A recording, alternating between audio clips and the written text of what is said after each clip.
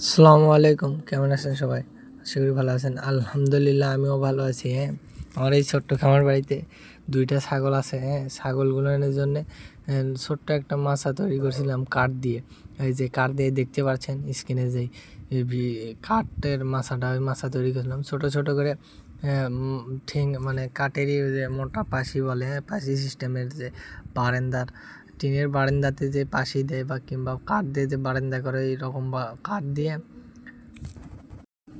ছোট ছোট করে কেটে নিয়ে 6টা বা যা যে যে সাইজের বা তৈরি করবেন সেই সাইজ অনুযায়ী পা কেটে নেবেন। আমি ওই 10টার মতো কাটছি, যেহেতু একটু বড় সড়ো করে বানাইছি, কিন্তু একটু সাপোর্ট সবসময় ধরেন সারাদিন ওই জায়গায় থাকলো, ছাগলগুলো ওই জায়গায় বাঁধা থাকলো।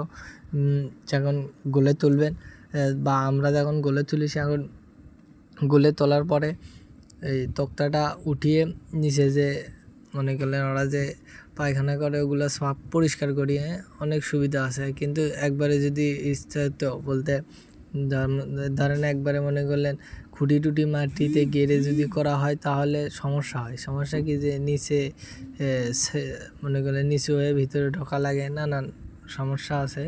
কিন্তু ওগুলো যারা বড় বা বেশি করে পালায় তাদের জন্য ঠিক আছে।